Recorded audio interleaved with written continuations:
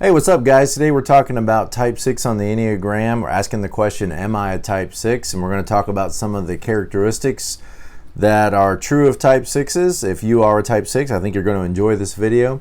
It will probably just, be a reminder of some things you already know, but maybe you'll see things from a different insight and gain a little bit more understanding about yourself. If you live or work with a type 6, then this will no doubt be helpful to you as you learn to bring out the best in them and to help them be more successful and more trustworthy, more trusting in the environment that you work with them.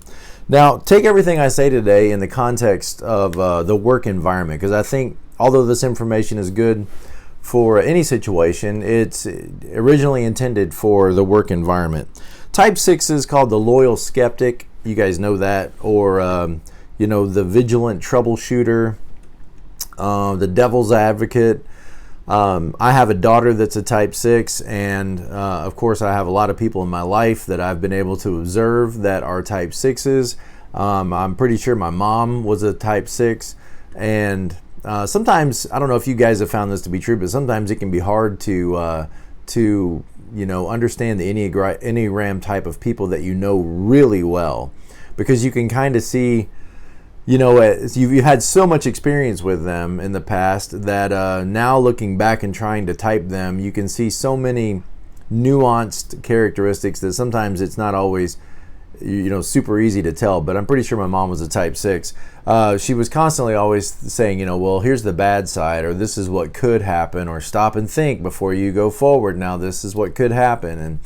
And so let's talk about the 6. The 6 is the proverbial fear type. It's the type that is motivated by a sense of what could go wrong or what could happen.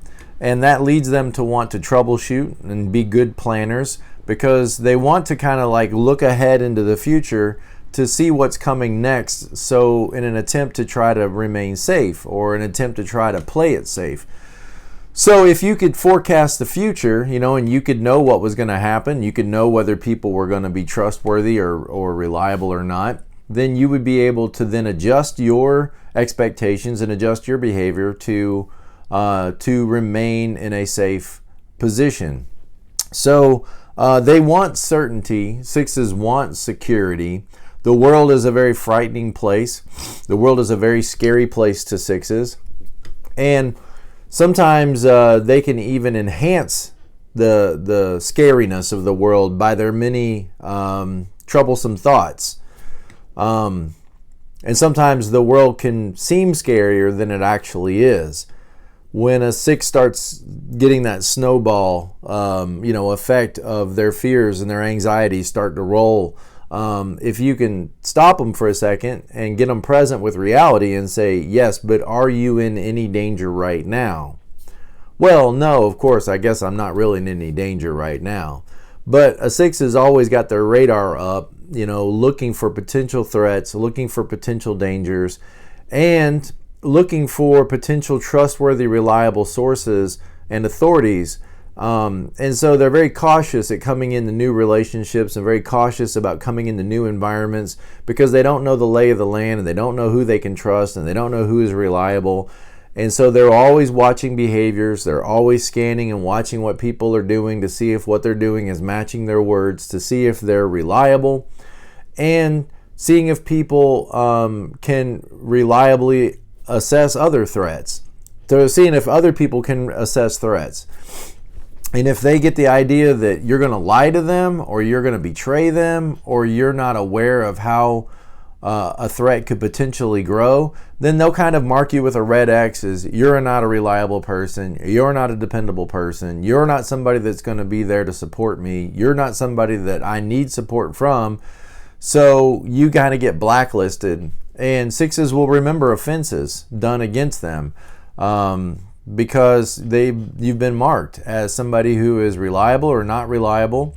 And there's very few people, I think, that really end up in that reliable group. Like an 8 has a very few people that are on the inside of the fort. Sixes have a few people that they believe they can go to. Maybe unhealthy sixes go and get advice from everybody. They want to know what everybody thinks and what everybody's doing, but probably healthier sixes, have less people that they rely on, that they believe over time have proven themselves to be dependable, reliable aides, dependable, reliable helpers. They are often called the devil's advocate because they feel a sense or a need to poke holes in strategies or poke holes in arguments. Even if they agree on the surface with the argument or agree with the strategy, they feel like almost compelled, impulse to try to argue from the other side, because we got to test everything that we say and everything that we do and every plan that we have. We need to test it. We need to poke holes in it, and we need to evaluate our plans and strategies to make sure that they are really trustworthy and reliable. So they'll take the devil's advocate on positions even when they're in complete agreement. They feel like the compulsion to have to argue the other side. They also value the underdog. For that same reason. Whoever seems like they're not getting a fair shake, in some ways eights are like eights, whoever's not getting a fair shake or whoever is getting, the common man. They want to argue on behalf of the common man and do what they think is best for the common man, for the underdog.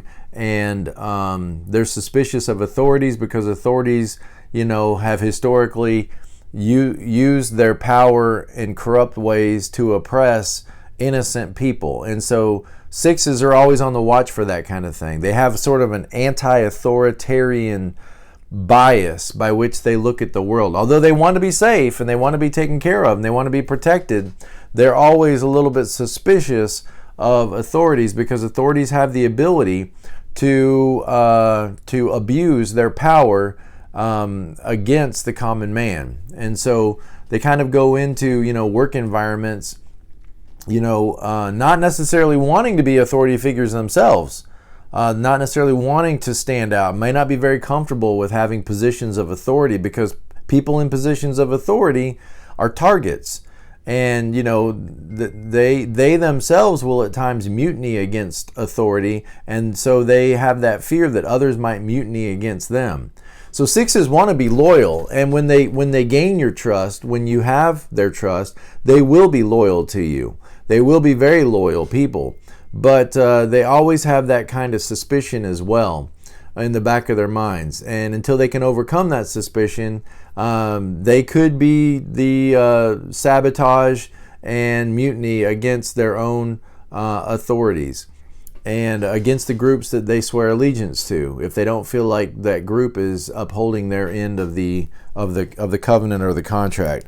So six's programming tells them that the way to find safety in a potentially dangerous world is always be on the lookout for threats. Always be on the lookout for who's reliable, who's trustworthy, who's a good authority figure, and who's not. So they're attuned to those threats and try to then solve problems and potential problems in order to minimize those threats. So they're very good at being problem solvers. But here's the thing, sixes don't trust their own ability to solve their own problems.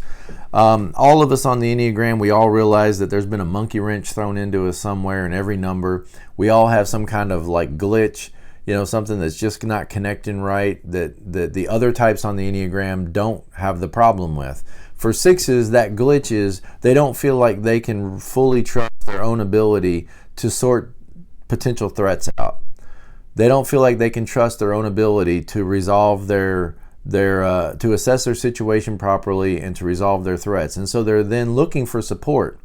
They're looking for those that will come around them and support them to help them solve their problems. They're perfectly capable. Sixes, you are perfectly capable of solving your own problems. You, probably more than any other type on the Enneagram, are problem solvers by nature. That's what you do. You spend your life running problems and solving them. But when it comes right down to it, sixes don't necessarily trust their own ability to solve their problems. So they want somebody who will walk with them to help them work through their problems. They don't want somebody to walk with them and just give them a walk it off answer like everything's going to be okay, don't worry about it, you're making making too much out of this.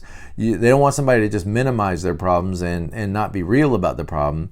They also don't want somebody that's going to give them the solution and say, well, here's what you need to do. Stop talking. This is what you need to do. You need to do this. You need to make this phone call. You need to send this letter in. They don't want somebody to tell them what to do. They want somebody who will then engage listening with them, who will say, oh, well, that could be a problem. So what do you think will happen if that happens? And then they'll talk about what they think might happen and all the potential problems and scenarios. Okay, yeah, I could see that. And then they want you to bounce back. Okay, well, I can see that. So if that happened, then what could you do to resolve that? Well, I could do this and I could do, and they'll go back into their problem solving. And then they'll get to the point, if you'll just engage with them a little bit and reflect back what they're saying, they'll get to the conclusion themselves that I'm going to be okay. This is probably going to be all right. This is going to be not as big a deal as maybe I'm blowing it up to be. But they want somebody to walk with them through that process, because they have it's like they have a gear missing that just doesn't let them believe that they could really solve it and be okay. And you can walk along a 6 and just help them by reflecting back what they're saying, asking a few questions. They'll get to the conclusion that they're going to be all right, or that they've got a plan that will make them safe or make the company safe or whatever. But they just need that little bit of support. That's what it's a good word for it, support. Not even necessarily guidance, just support. Just to walk them through that situation. They're perfectly capable of doing it on their own, but it's kind of like they need that help, that support in processing it till they get to the conclusion themselves. So, what else do I want to say about this before we get into the list? I got a list here today of maybe like top 10 or 15 characteristics of 6s in the workplace.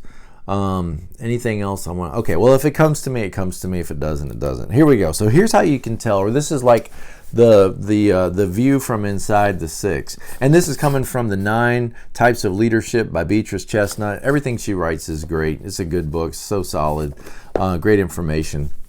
If you see the work you do through the lens of what might go wrong, okay, so you see the work you do through the lens of what might go wrong. Realize 6s, most of us don't, okay? We don't see it that way. We're excited. Either we're excited about the work we're doing and we're passionate about it, and we say to ourselves, the details will probably work out. The details will probably work out, Or there's some people that may really focus on the details and getting people to do what they're supposed to do, but they don't wake up in the morning thinking all these things are going to go wrong. We need to, resolve these crises and be prepared for the worst. But I think 6s really do. They kind of see everything through that what might go wrong. And so that makes you a great troubleshooter and a contingency planner, and noticing potential threats before they're problems. Noticing what potential dangers there are, and then working to resolve those dangers and minimizing those dangers. That's what makes you very useful in a lot of those work environments. Okay, number 2, you ask a lot of questions as a way of making sure products and procedures are thoroughly checked and everything goes according to plan. Ask a lot of questions. That's true. Asking a lot of questions. And a lot of people don't. So that's a good thing. It's a good thing to ask questions. It's a good thing to, question authority at times. It's a good thing to want to get your facts right and to question, the big global corporations and the food industry and the pharmaceutical industry and the medical industry and the law industry. It's good that we have those people out there that are questioning and wanting to get to the truth and wanting to get to the right information. I think we all benefit from that. It can be annoying sometimes when you're dealing with 6s who get hung up on minute details and want to second guess everything on when they're on your team or when they're in your organization or when they're in your church. It can get annoying and frustrating sometimes when every lesson you teach or every opportunity you have, to take a step forward, there's kind of this hand in the back, that raises up an objection or raises up a might be or could you clarify that, or what are you and so you got to be a little patient. We have to be patient with 6s because it's not that they're trying to be frustrating. they're trying to just make sure we've thought through all the details, which can be, a super helpful thing in terms of safety and taking the safe road and taking the safe path. But the rest of us have to be willing to slow down and let them think through, those questions. They want to solve problems before they're problems. Okay. Number 3, you automatically try to poke holes in people's plans to test how solid they are. Again, this can be sometimes kind of frustrating for the rest of us. Although, again, there's a positive side to this and a negative side to it. There's a positive side in that, we need that. We need that, but sometimes it can get a little frustrating because you got people who are always just trying, well, what about this and what about that and what about in this case or what about in that case, and kind of going down these rabbit trails that get you sidetracked from the main mission or the main objective. We can get so sidetracked with what could happen or what this could mean that we sometimes can get away from the main thing. Or being productive. Because we're so focused on what could go wrong, we are afraid to take the next step. One of the things you notice about 6s too is, like, if they have the opportunity to teach or to make decisions and be in leadership, it's very hard for them not to second guess themselves. So as much as they second guess you, think like a 1, right, who always has the inner critic, and then every once in a while they share that inner critic with the rest of us, and they can come across very critical, but it's only a little picture of the criticism that's in their own mind. 6s sometimes share that, they share that voice of concern with the rest of us. What you might say the wolf pack. 6s have like a wolf pack that's always breathing down their neck, that's just trying to get them, and they're always on the run trying to keep ahead of the wolf pack. Every once in a while when you're around a 6, you can kind of hear the wolf pack, you can kind of hear the beating drum, of the enemies that's coming to the gate, that's gonna destroy us. 6s kind of always have that tension, like there's a wolf pack chasing us, or there's beating tom-tom drums of the enemy that's gonna come storm the fort. And when you're around 6s long enough, you start to hear, they start to, like, that anxiety starts to rub off from them onto you. And they have a hard time saying things hard and fast and taking a hard and fast stand, because they can always see, the devil's advocate. They could always see that maybe potentially in certain situations and at certain times this rule might not work for everybody. And even though they may be 100% sure of the information they're telling you, if you start raising your hand and raising objections to a 6, they're immediately going to feel like, uh-oh, maybe I got this all wrong. Maybe I don't know what I'm talking about. Maybe all my information is incorrect. Maybe, and they'll have to talk themselves down off that ledge. That, no, I really do know what I'm saying. I really did check out this information. I know I'm right about this. And it might happen in a split second, but a 6 is going to, just like they second guess everybody, they're going to second guess themselves as well, which can hinder their effectiveness, and hinder their ability to trust that they're able to move forward. So it's kind of like that statement, know when you know enough that you know enough, or know when you know enough to make a decision. At some point you have to say, I know enough, and all things being equal, everything is somewhat of a risk, and I've got to take a step forward. It's going to be a calculated risk, but it's still always some element of risk in everything we do, in everything we believe, even. In everything we believe, there's that element that we could be wrong. And we can focus on the fact that we could be wrong and then not believe anything, or we could be wrong, so not take any step forward.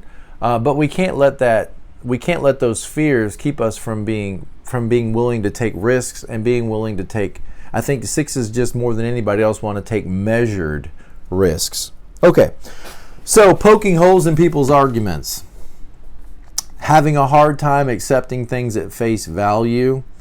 They kind of know that everybody's trying to sell them some line of garbage, and so they have like a very high BS detector. Okay, there's no other way to say it, but They're always listening to people, sorting through what they're saying and analyzing it and trying to get to the conclusion, does this person really know what they're talking about? Are they a reliable source of information?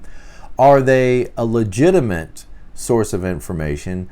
Is this person trying to sell me something, or is this person honestly have my best interest at heart? That's what sixes are into. That's what they're scanning. That's what they're always evaluating. Okay? They're always evaluating whether somebody is reliable as a source of support or not. And there's going to be triggers that make them think yes or no answers to that question.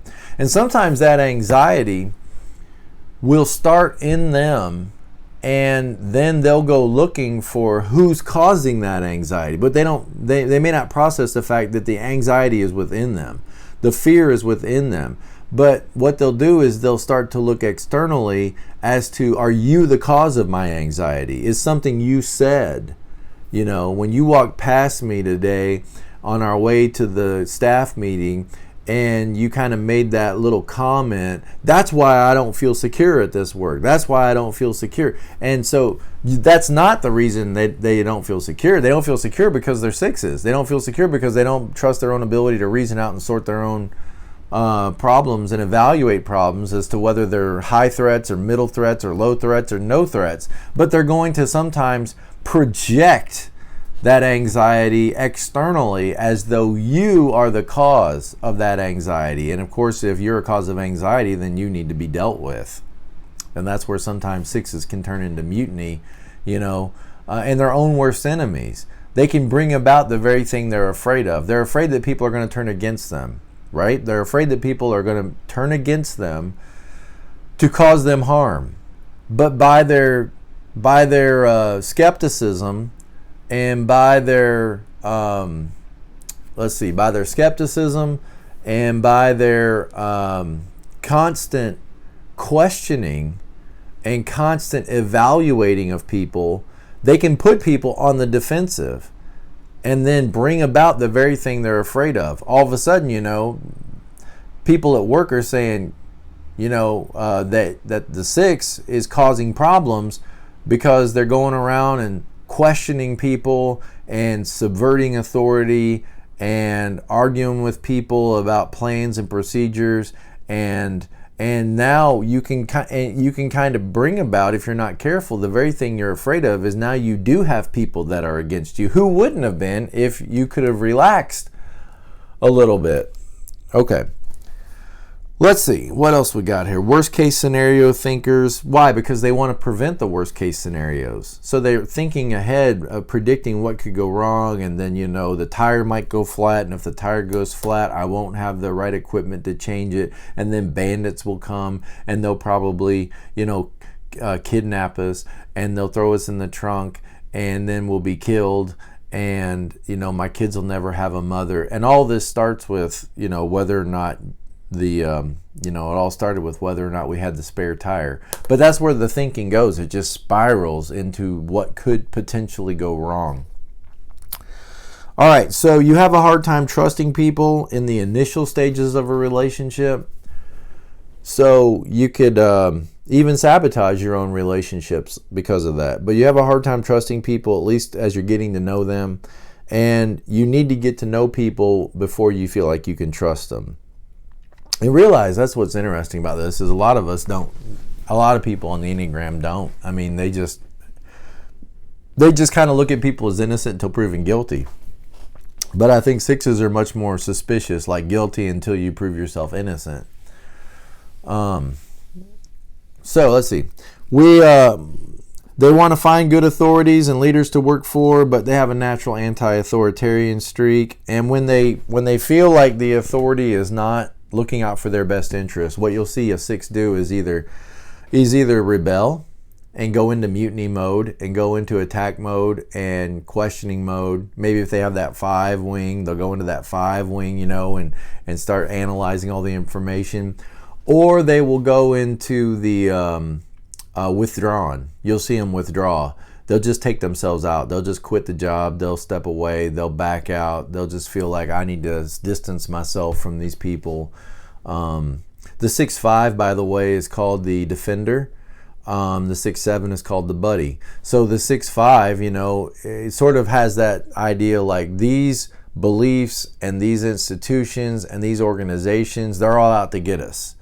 And so if we could align ourselves with these other institutions and these other organizations, then they'll protect us and they'll keep us safe because they have our best interests at heart.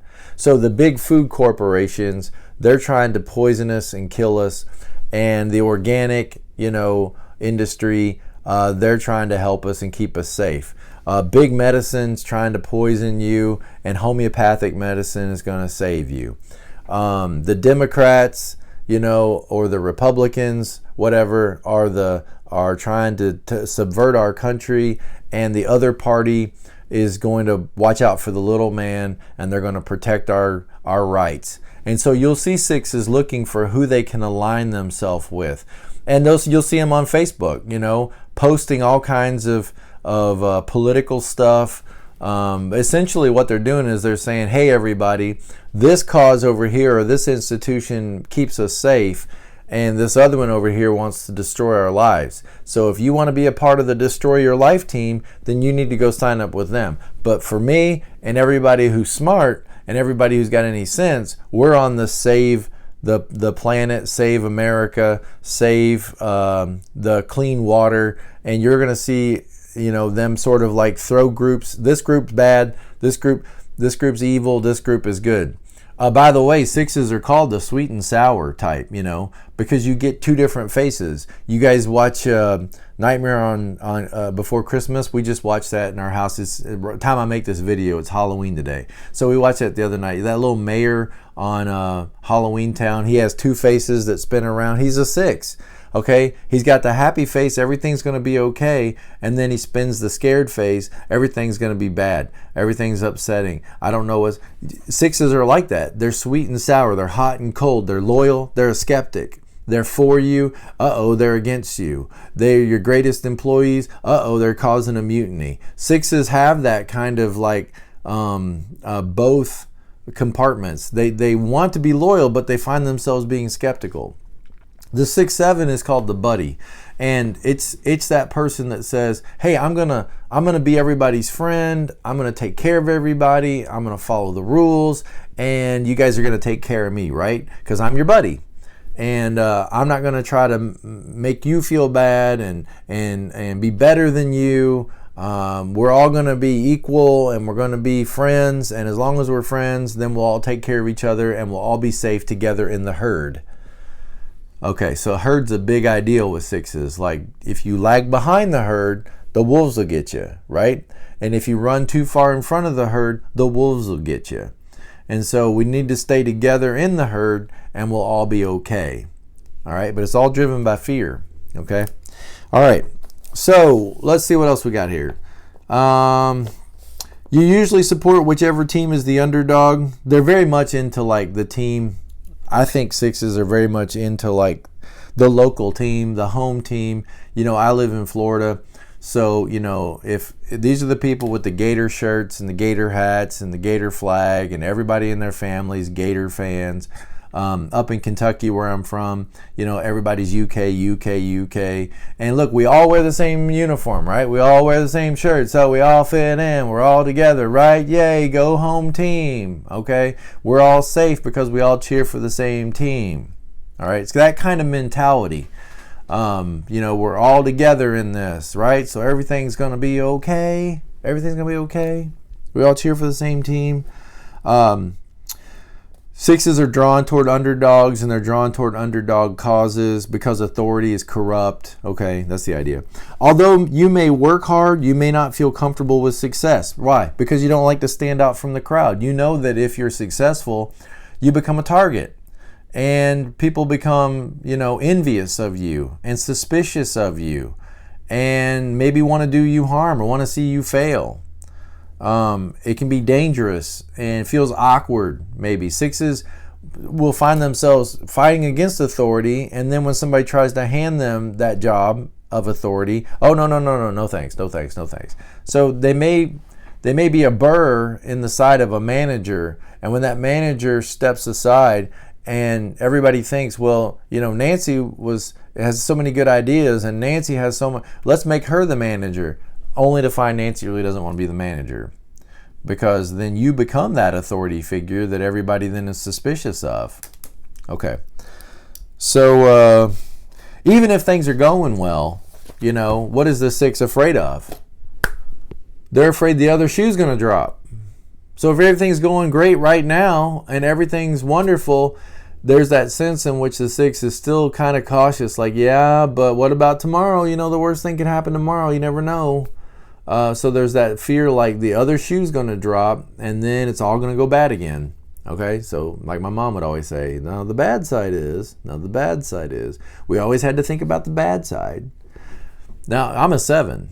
7s are only wanting to think about the good side. So you can imagine how frustrating it was for a 7 to grow up, in the home of a 6. Because when I wanted to get a car, all I could see was, it's going to be great. Freedom. I get to go anywhere I want to go, do anything I want to do. Yay, car, get a car. Of course, what's mom say? Well, now the bad side is, and insurance and all these things I didn't care about. Paying insurance and, mortgage, or paying a loan on a car and she wanted me to always think about the dark side, the bad side. I think that's just part of the 6s. They can't help it. They got to think through the dark side, the bad side. While you often act from fear, you may not always be aware that it is fear that's driving you. You may just think that you're a planner, that you like to keep everything planned, you're just an organized person, but you may not be aware that it's fear that's behind all this. So the dark cloud of fear, you see, is over your head. The dark cloud of fear is over your head, so it keeps you on the run. It keeps you trying to to analyze and troubleshoot all the problems. And you just think of yourself as a planner and an organizer and somebody who likes to know the details, but what you don't pay attention to is it's really fear that's behind it. Okay. Some people might view you as a pessimistic person, because you speak of what could go wrong or what's going to turn out badly. But you tend to think of yourself more like a realist. You wouldn't say you're a pessimistic person, although you probably get that complaint sometimes. And again, it goes back to that idea of you got to look at the bad side. Because if you know the bad side, then you can prepare for it, right? And if you know the bad side, then you can be ready for it. And you just can't help but noticing and often voicing potential problems, but you see that as essential. You see that as being realistic. And having the ability to evaluate pitfalls and plan so that those things can be prevented. And that is a strength. That is a good thing. But just recognize that it may come across to other people as though you're kind of a negative Nancy. There you go. Nancy's our word of the day today. I don't know why. If your name's Nancy, I'm sorry. I'm not trying to pick on you. But you may come across to everybody as a negative Nancy because no matter what we do, there's always something that could go wrong, and you point it out. And so people think, man, geez, you just slow everything down and drag everything down and find the holes in everything. And you probably get that feeling like that people get frustrated with you when you're just trying to be helpful. All right. You often have a hard time making decisions because you can always think of another question to ask. You can always think of, well, wait a minute now, hold on. What about in this situation? What about in that situation? So it can be hard for you to take stands at times. You got to stand for something. The one on the Enneagram is ready to take a stand. Do what's right. The 6 is always saying, yeah, what's right? How do we, it can be hard sometimes to take a stand or decide on a course of action. Because you could easily find ways to doubt or question either that decision or even question your own thinking. All right, next. You often can't help but taking a contrarian view or playing the devil's advocate. Again, even if you don't necessarily believe it or believe, maybe you believe in what's being said, but you feel impulse to like, yeah, but what about, and ask your questions. It's kind of like you want to find, does this person really believe what they say? And you can only know that if you test them. And do we really believe in this plan before we step out? We can only know unless we test it. And so you want to challenge what the assumptions are. You want to challenge what people say and do to see if it's really true and if it's what they really believe. Next, your desire for certainty motivates you to look for good information so that you can make rational decisions. So you apply reason and logic and data, and you want to think through all these to come up to the best solution. And you're probably the most intellectual, the most logical of all the Enneagram types. Because you're always reasoning through potential problems, which is ironic because then again, you have the hardest time accepting your own conclusions at times. Think about the 9, for example. You know, we're going to make a new change at work or make a new policy shift or something. The 9 just goes, okay, all right. What do you want me to do? And then they do it. Are they worried that it's not going to work out? No, maybe they should be worried a little bit more. But the 6, you know, they hear that new idea, that new plan, and whoa, stop the presses. You know, we need to analyze it and sort through it and figure it out, and, you know.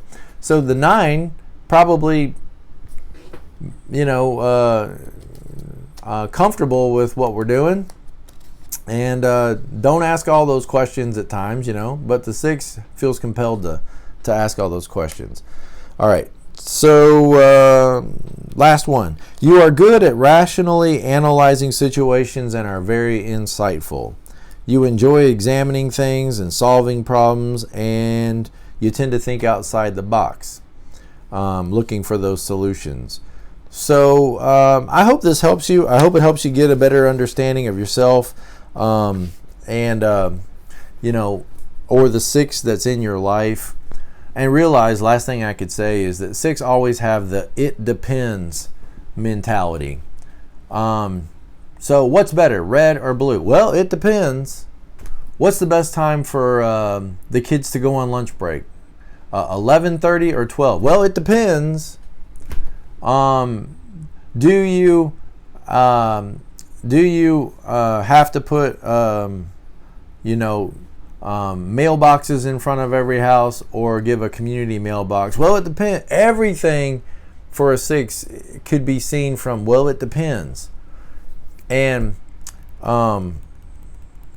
that keen awareness that situations are complex and that there are contingencies in life that you can't always understand or forecast, makes them very much realists, and want to be prepared. So I hope this is helpful to you. I hope it's encouraging to you if you are a 6, and I hope that if you're in a relationship with a 6 that you can have some compassion on them and try to be a support to them and be patient with them when they're asking a lot of questions or when they seem to be frustrated, and just kind of hold their hand, you know, to work through situations, because very, very probably at some point in this relationship, they're going to be holding your hand. The 6 will be holding your hand because they're the ones that have the what you call it, the first aid kit when you didn't think to pack one. Okay, so you might have to hold their hand working through some of the enormous problems in life, but what you'll find is, if you will, you'll find that they're going to be the one that's holding your hand when the actual catastrophe happens. Okay, and all right, I'll see you guys later. I hope this is helpful, and I'll, as always, be present to life, and don't miss what's right in front of you because you're scared about what could go wrong. All right, see you later. Bye.